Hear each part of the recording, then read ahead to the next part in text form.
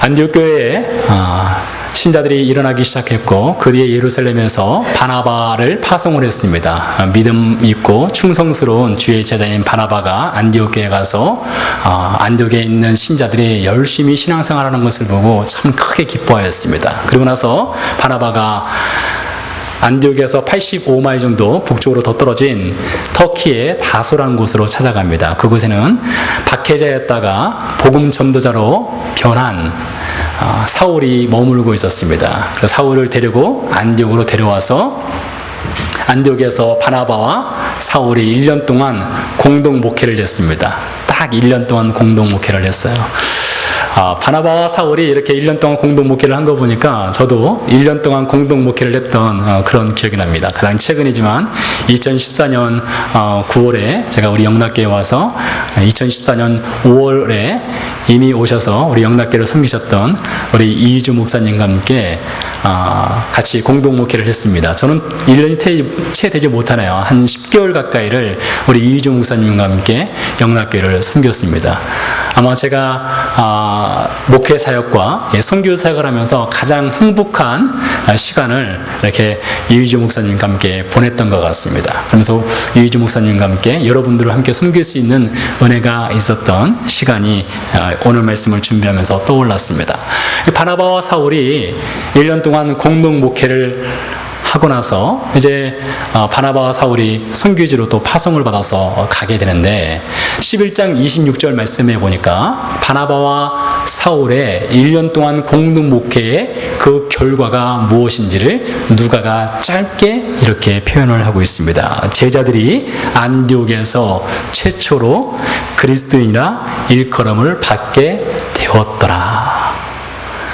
1년 동안 열심히 바나바와 사울이 안디옥에 믿는 신자들을 주의 말씀으로 가르쳤습니다. 주의 말씀으로 가르친 결과가 무엇이에요? 안디옥에 있는 믿는 신자들을 향해서 믿지 아니하는 사람들이 그들을 저 사람들은 그리스도인이야 라고 했다는 것입니다. 바나바와 사울의 목회의 목적은 그리스도인 되도록 하는 거였습니다. 여러분, 그리스도인의 정의가 무엇입니까? 그리스도인이라는 것은 예수 그리스도를 닮아가고 예수 그리스도의 삶을 그대로 따라가는 사람들, 이것이 바로 그리스도인의 정의입니다. 제 목회도 마찬가지입니다. 제가 우리 영락교에서 목회를 하면서 제가 바라고 소원하는 것이 있다면 딱 한 가지입니다. 딱 한 가지. 우리 모두가 예수님을 닮아가고 예수님의 삶을 따라 사는 그리스도인이 되는 것입니다. 우리 스스로가 저는 그리스도인입니다 라고 고백할 뿐만 아니라 우리 주변의 우리 이웃과 우리 직장 동료와 우리 가족, 우리 자녀들이 우리를 보면서 엄마 아빠는 정말로 그리스도인이야, 당신은 정말로 그리스도인입니다, 당신은 정말로 예수 그리스도를 닮아가고 예수 그리스도를 따라 살고 있습니다, 그 말을 듣는 것이 제 마음의 가장 큰 소원입니다. 여러분, 제 목회가 참 그렇게 되고 싶어요. 바울과 사울도 마찬가지였습니다. 바울과 사울의 목회는 그리스도인, 예수 그리스도를 닮아가고 예수 그리스도를 따라가는 사람들을 만드는 거였습니다. 그렇게 가르쳤어요. 그리고 그 결과를 얻었습니다. 1세기 당시 이 안디옥에는 약 50만 명이나 사는 아주 거대한 도시였습니다. 로마 정부에서 이 동쪽으로 진출해 나가기 위해서 거점 도시로 전략적으로 키워나갔던 도시였습니다. 그곳에 안디옥 교회가 출발을 하게 되는데, 이 안디옥 교회의 신자의 삶은 신자와 불신자의 경계선이 분명했습니다. 예수 그리스도를 믿는 사람인지 믿지 않는 사람인지 그 삶이 분명하게 드러났습니다. 스스로 예수님을 믿지 않으면서도 예수님을 믿습니다라고 자신을 포장할 이유도 없었습니다. 예수님을 믿는다고 포장을 했다고 해서 사회적으로 혜택을 누리는 것도 아니었습니다. 오히려 그리스도인으로 살아간다는 것은 자신이 누릴 수 있는 사회적 혜택과 보상을 기꺼이 포기할 수밖에 없는 그런 삶이었어요. 더불어서 생명의 위협을 당할 수 있는 그런 삶이 그리스도인이라고 하는 사람들의 삶이었습니다. 오늘 우리 스스로를 그리스도인이라고 부르고 우리 주변에서 우리를 향해서 그리스도인이라고 부르지만 우리는 생명의 위협을 당하면서 신앙생활을 하지 않습니다.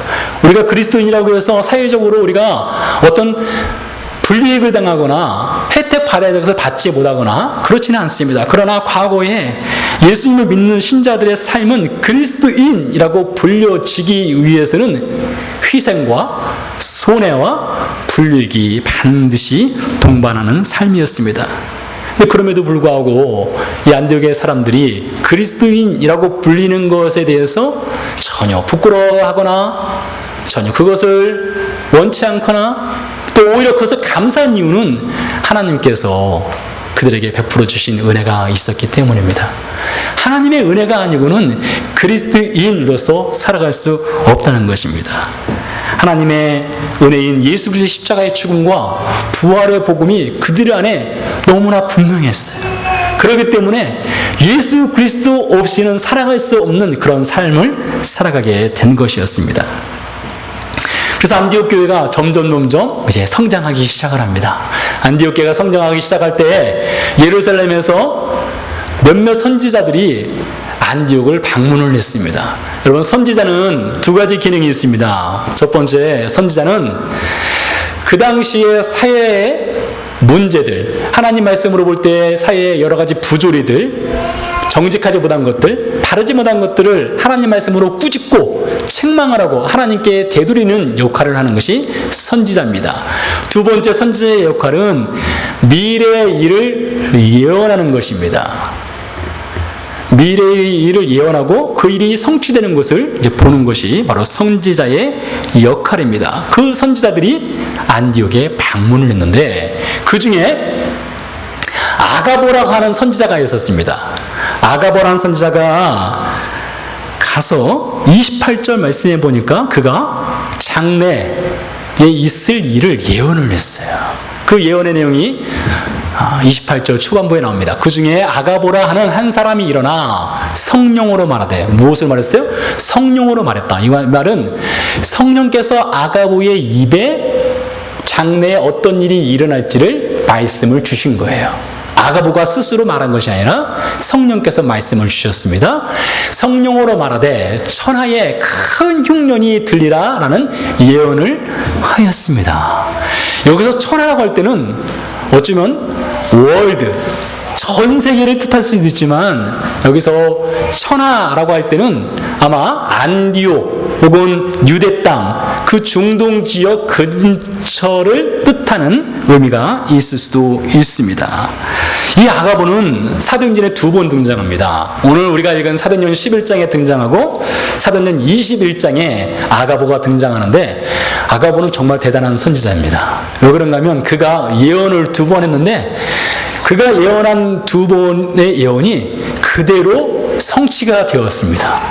사도행전 11장 28절에서 아가보가 천하로 큰 흉년이 들리라 예언을 했는데 28절 후반부에 보니까 글라디오 때에 그렇게 되니라 했습니다. 역사적으로 글라디오는 로마 황제였는데 주후 41년에서 57년까지 로마 황제로서 로마 제국을 다스렸던 사람입니다. 그때에 4번이나 큰 흉년이 있었습니다. 그러니까 아가보가 예언한 것이 성취가 된 거죠. 그리고 사도행전 21장에서 아가보가 다시 한번 예언을 하는데 그때는 바울이라는 사람을 놓고 예언을 합니다. 바울이라는 사람, 즉 선교사이며 목회자인 바울이 예루살렘으로 올라가게 되면 바울이 체포되어서 이방인에게 끌려가리라 라는 예언을 아가보가 했었습니다. 근데 그가 예언한 대로 실제로 바울이 체포되어서 이방인의 손에 잡혀가게 됩니다. 그래서 아가보가 예언한 것은 그대로 성취가 되었습니다. 이쯤 되면 아가보가 신통방통하다 라고 생각할 수도 있겠지만 여기서 우리가 정말로 주목해야 될 것은 아가보가 예언한 것이 성취가 된 사실, 아가보가 예언한 것이 성취가 된 사실, 그것이 아닙니다. 왜 하필 아가보는 큰 흉년에 직격탄을 맞은 유대 땅이 아닌 흉년과 사실 그렇게 큰 피해가 없었던 안디옥에 와서 예언을 했는가, 이것입니다. 실제로 역사적으로 글라디오 당시에 4번의 흉년이 있었는데 그 중에 45년에서 48년 사이에 가장 큰 흉년이 있었어요. 그 흉년에 직격탄을 맞은 현장은 유대 땅이었습니다. 아마 아가보가 예언한 것은 그 유대 땅에 있을 흉년을 놓고 예언을 한 것 같습니다. 그러면 아가보가 이 흉년을 예언할 때 흉년의 직접적인 피해자인 유대 땅에서 유대인들을 향해서 당신들 앞으로 몇 년 뒤에 흉년이 있을 것이니까 이 흉년을 미리 예비하고 준비하시오 라고 말하는 것이 오히려 타당할 것입니다. 그런데 아가보는 흉년과 직접적으로 관련성이 없는 안디옥에 가서 천하로 큰 흉년이 들리라 라는 예언을 했습니다. 왜 그랬을까요? 왜 유대 땅에서 예언을 하지 않고 안디옥에서 아가보는 이 예언을 하였을까요? 여기에는 분명 하나님께서 뜻하신 메시지가 있습니다. 그 메시지는 안디옥 교회 신자들을 향한 메시지일 뿐만 아니라 오늘날 우리를 향한 하나님의 메시지가 되기도 합니다. 28절 하반절에 실제로 글라디오 때에 흉년이 있었는데 역사적으로 흉년은 41년에서 42년, 45년에서 48년, 50년, 52년 이렇게 4번의 흉년이 있었습니다. 그러니 그 당시에 이 황제로서는 참 암담하고 힘들겠죠. 정치하기가 얼마나 힘들었겠습니까? 이 자연재해로 인해서 천하 백성이 힘들고 또 세금도 고치지 않고 나라 경제가 무너지고 있는 이 상황이었으니 이 글라디오 때에 굉장히 큰 어려움을 겪었을 것이 불을보듯 뻔합니다. 그래서 특별히 45년에서 48년 사이에 유대 땅에 3년 이상 극심한 흉년이 있었을 때에 안디옥의 제자들이 어떻게 했습니까? 안디옥에 예수님을 믿는 사람들이 29절 말씀 보니까 제자들이 각각 그 힘대로 유대에 사는 형제들에게 부주를 보내기로 작정하였다라는 말이 나옵니다. 누가는 사도행전의 저자인 누가는 안디옥의 신자들을 향해서 제자라고 불렀습니다. 여러분, 그리스도인은 예수님을 닮아가고 예수님의 삶을 따라 살아가는 삶, 이런 삶을 사는 사람들을 그리스도인이라고 말했습니다. 제자는 무엇일까요? 이 제자의 사전적 의미는 배우는 자라는 의미가 있습니다. 배우는 자니까 학생이겠죠. 오늘날은 학생과 선생의 관계가 선생은 지식을 전달하고 학생은 그 지식을 배워서 습득하는 이 정도 선입니다. 전에는 스승의 그림자는 밟지도 않는다 해서 스승은 존경의 대상이었지만 요즘은 많이 퇴색한 것 같습니다. 그러나 고대 시대 당시에 학생이라는 의미는 단순히 선생으로부터 지식만 배우는 것이 아닙니다. 고대 시대 당시에 학생은 선생님의 삶을 닮아가고 따라가는 사람을 학생이라고 불렀습니다.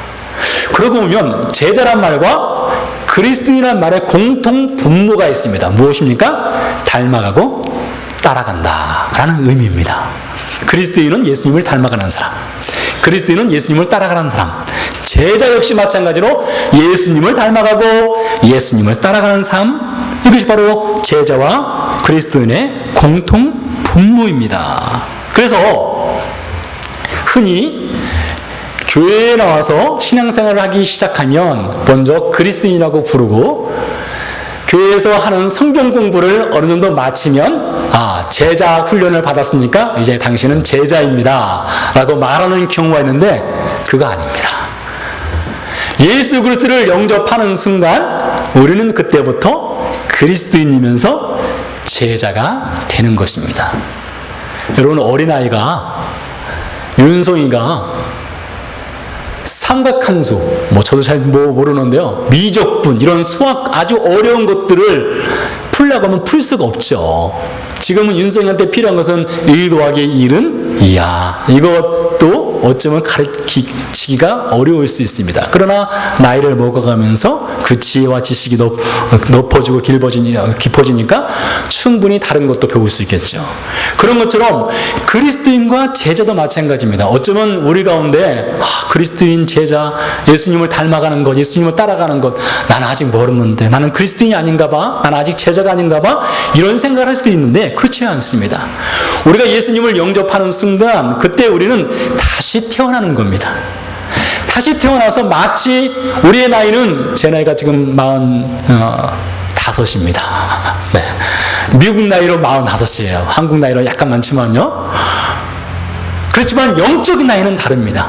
육신의 나이는 45이지만 영적인 나이는 예수 그리스도를 믿는 그때부터 시작을 하는 거예요. 제가 예수님을 영접한 것은 17살 때였습니다. 그러니까 대략 지금 30여 년 전이니까 제 영적인 나이는 이제 30년이 약간 넘은 겁니다. 여러분도 영적인 나이가 있을 거예요. 그때부터 우리는 다시 태어나서 어린 아이로부터 출발을 하는 거예요. 처음부터 예수님을 완벽하게 닮아가는 사람이 어디 있겠습니까?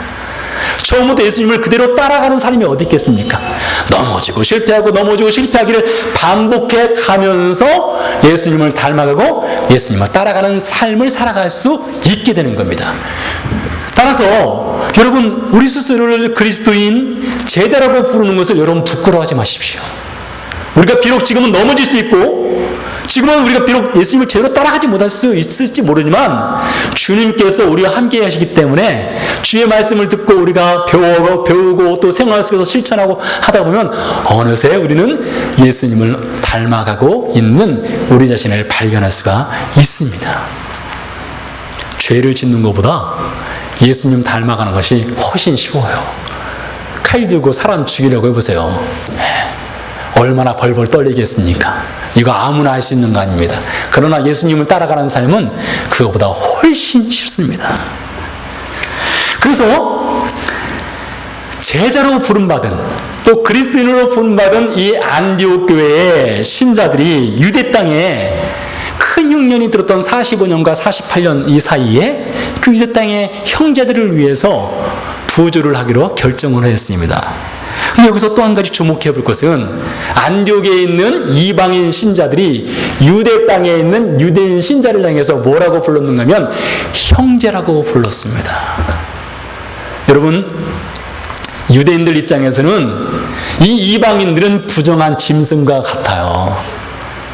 뭐 지금은 그렇지 않겠지만 옛날 예수님 시대 당시에는 워낙 이방인과 유대인 사이의 관계가 좋지 않았고 유대인들은 율법에 충실하다 보니까 이방인들은 부정한 짐승이에요. 그들과는 교제할 수 없습니다. 그들과는 함께할 수 없는, 하나님을 알 수 없고 섬길 수 없는 그런 영이 없는 사람들이 이방인이라고 생각을 했어요. 그래서 부정한 짐승 취급을 하였습니다. 그러다가 베드로를 통해서 이방인 고넬료가 예수님을 믿었지 않습니까? 그러면서 유대인들, 믿는 신자들의 눈이 활짝 열린 거예요.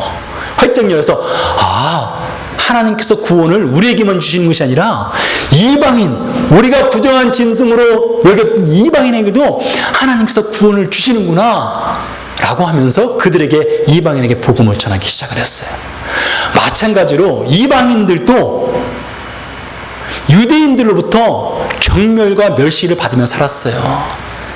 이방인들이 왜 몰랐겠어요? 유대인들이 자신들을 향해서 우리를 부정한 짐승이라고 부르는 것 왜 몰랐겠습니까? 그러나 예수 그리스도의 십자가 사건은 부정한 짐승이라고 불렀던 그 사람들, 부정한 짐승처럼 여겨졌던 그 사람들을 하나로 만들었을 뿐만 아니라 서로를 향해서 형제라고 부를 수 있는 은혜를 허락해 주셨습니다. 서로를 향해서 형제라고 부를 수 있게 됐어요. 유대에 있는 그 유대인들을 향해서 형제라고 이들이 불렀습니다. 그러면서 이 형제들을 위해서 부주를 하기로 결정했는데, 여러분, 우리나라에서는 이 부주란 말이 그렇게 어려운 말이 아니죠. 우리 체림이나 아마 모를 수 있는데, 이 부주란 말 여러분 잘 아시죠? 우리 특별히 결혼을 하거나 어떤 상을 당하거나 그랬을 때 우리가 이 부주를 합니다. 서로 품앗이 하듯이 서로 돈을 좀 내서 그 사람들의 삶을 도와주기도 하고, 또 결혼할 때 결혼을 돕기도 하는 것을 하죠. 이 부주란 말이 있습니다. 근데 이 부조란 말에 헬라어 원어의 의미는 봉사라는 의미가 있습니다. 디아코니아라고 해서 봉사라고 하는 의미가 있어요. 특별히 어떤 봉사인가 하면 이 언어적 의미로 볼 때는 식탁 옆에 서서 식탁에 앉은 사람이 식사를 할 때 옆에서 도와주는 역할, 이것을 디아코니아라고 부릅니다. 여러분, 저는 미국에 온 지 얼마 안 됐기 때문에 지금은 조금 적응됐지만 전에는 적응되지 않았던 것이 무엇인가 하면 레스토랑에 가서 식사를 할 때 가끔 와서 물어보잖아요. 뭐 필요한 거 없냐, 도와줄 거 없냐, 각 물어보잖아요. 그게 사실 적응이 되지 않았습니다. 우리나라에서 식당에서 식사할 때 그러니까 누가 와서 그 손님이 식사하는데 와서 주인이 와서 자꾸 뭐 같은 거 물어보면 오히려 귀찮게 여기고 그렇지 않습니까? 그런데 미국에서는 그렇지 않잖아요. 그 사람들이 와서 계속 뭘 도와줄까 계속 물어봅니다. 그것이 적응되지 않았는데 이 헬라 사람들은 그랬던 것 같아요. 이 헬라 사람들도 식사할 때 옆에서 누군가 서서 식사를 잘 할 수 있도록 도와주는 역할, 이것이 부조, 봉사, 디아코니아의 원래 의미입니다. 그런데 지금 유대 땅의 형제들은 식탁은 차려져 있지만 식탁 위에는 빈 그릇밖에 없습니다. 왜 그럴까요? 흉년을 맞이했습니다. 큰 흉년이 3년이나 지속되었습니다. 그러니 그 식탁 위에 올려놓을 것은 빈 그릇밖에 없는 거예요. 그래서 그 빈 그릇을 채우는 디아코니아, 그 빈 그릇을 채우는 봉사, 그 빈 그릇을 채우기 위해서 안디옥의 신자들이 일어선 겁니다. 구체적으로 안디옥 교회의 그리스도인들이 유대 땅에 큰 흉년을 맞이해서 식탁에 올려놓을 곳이 없는 유대의 형제들을 위해서 한 일은 돈을 보내는 거였습니다. 당시 안디옥 교회는 교회가 세워진 지 몇 년 되지 않았어요. 제가 계산을 해보니까 학자들이 정확하게 이게 몇 년에 안디옥 교회가 세워졌다고 말을 하지 않지만 성경 사도행전을 쭉 읽어가면서 계산을 해보니까 안디옥 교회가 세워진 때는 주후 37년에서 40년 사이에 안디옥 교회가 세워졌습니다. 그리고 나서 45년도에 유대 땅에 흉년이 있었으니까 채 8년이 되지 않은 상태인 교회입니다. 그런데 주 37년에 만약에 안디옥 교회가 세워졌다면 그때 안디옥에 큰 일이 있었습니다. 주 37년에 안디옥에 대지진이 있었습니다.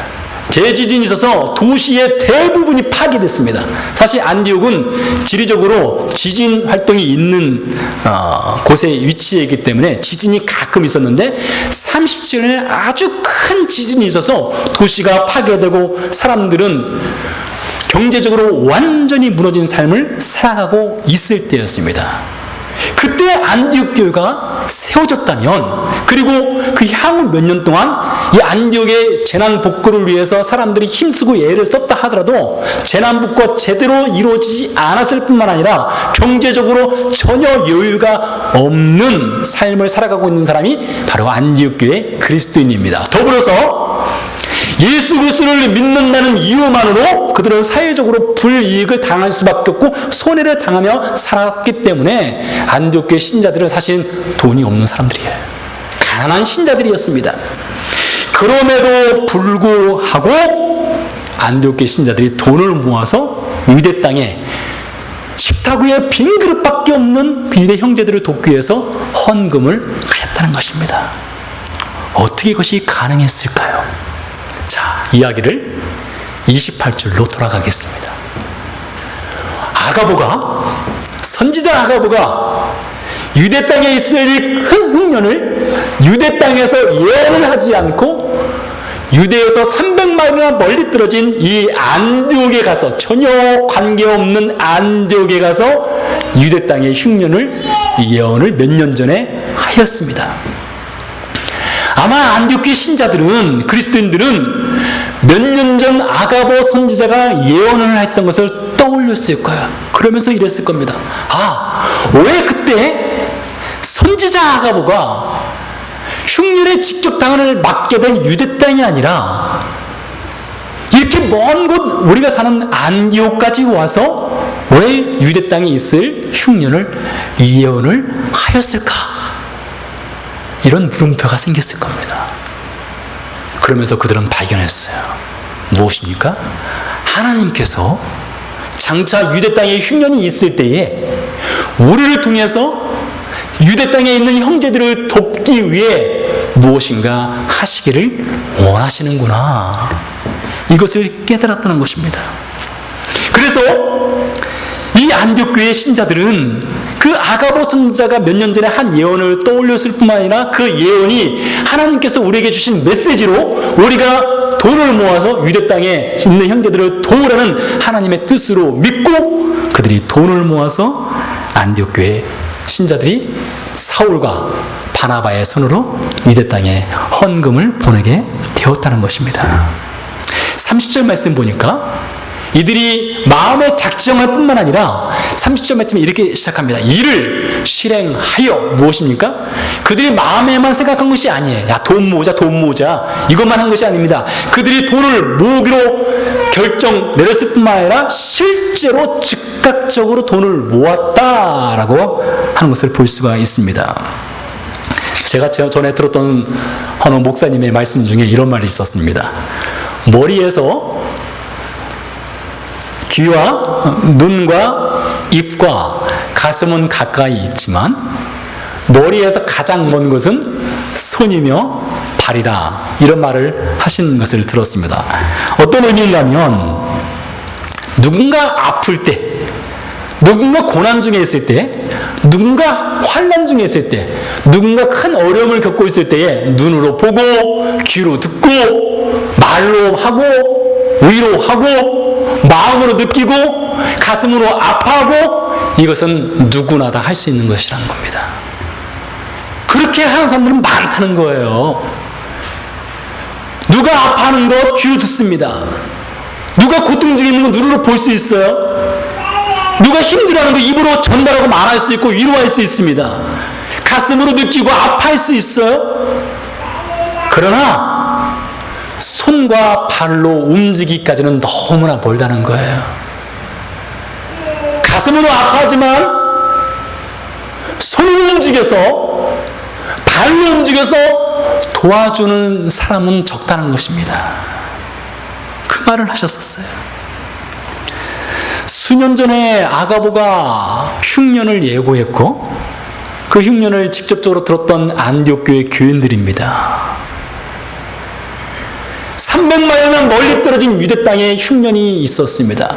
식탁에는 빈 그릇밖에 없었습니다. 그들이 귀로 들었어요? 눈으로 보았어요? 가슴으로 느꼈습니다? 그것으로 끝난 것이 아닙니다. 이를 실행하여 즉각적으로 그들은 어려운 중에서도 돈을 모았습니다. 그리고 그 돈을 바나바와 사울을 통해서 보내기로 하였다는 것입니다. 이것이 우리에게 들려준 메시지가 무엇입니까? 과연 우리는 그리스도의 가르침을 따라 살고 있는가? 안디옥 교회 신자들은 믿지 않는 그 주변의 이웃들이 저 사람들은 그리스도인이야 라고 말할 때 그리스도인으로서 책임질 수 있는 그리스도를 닮아가고 그리스도를 따라가는 삶을 살았습니다. 그러나 우리는 우리 스스로를 그리스도인이라고 부르지만 그리스도를 닮아가기 위해서 그 삶을 따라 살기 위해서 우리는 얼마나 힘쓰고 애쓰고 있는가 이것입니다. 귀로 듣고 눈으로 보고 가슴으로 느끼는 것까지는 가능하지만 우리의 손과 발은 여전히 우리의 것만을 취하려고 하고 있지는 아니한가. 예루살렘에 가면 2차 세계대전 당시에 600만 명 이상의 유대인들이 학살을 당했지 않습니까? 그 학살당한 유대인들을 추모하는 추모 기념관이 있습니다. 추모 기념관으로 들어가는 입구에는 좌우편에 나무들이 심겨져 있는데 쥐염나무가 심겨져 있어요. 그 쥐염나무가 심겨져 있고 쥐염나무 아래는 명패가 하나씩 달려 있습니다. 사람들 이름이 달려 있는데 그 이름은 특별한 의미가 있는 사람들의 이름입니다. 그 사람들은 비유대인, 즉 이방인으로서 유대인들이 나치에 학살당하고 있을 때 자신의 생명을 희생하면서까지 유대인들을 구해준 사람들의 이름입니다. 그래서 그 나무를 이름하여 의로운 사람들의 나무라고 일컫습니다. 그 중에는 예수님 믿는 사람들도 있었을 것이고 예수님 믿지 않는 사람들도 있었을 것입니다. 그러나 중요한 것은 그들은 희생할 줄 알았다는 거예요. 손해볼 줄 알았다는 것입니다. 가슴으로만 느끼지 않고 손과 발로 일할 줄 알았다는 것입니다. 사랑하는 교회 여러분, 우리는 그리스도인입니다. 그리스도인은 두말할 것 없이 예수님을 따라가고 예수님을 닮아가는 삶을 살아가고 있는 사람들입니다. 소설가 김동인이라는 사람이 쓴 단편 소설 중에 발가락이 닮았다라는 소설이 있습니다. 아주 짧은 소설인데 재미있게 읽을 만한 소설입니다. 발가락이 닮았다. 남편이 불임이었습니다. 남편은 아기를 낳지 못해요. 근데 어느 날 아내가 임신을 했습니다. 불임인 남편과 살고 있는 아내가 임신을 해서 아이를 낳았습니다. 그러니 여러 가지 소문이 있지 않았겠습니까?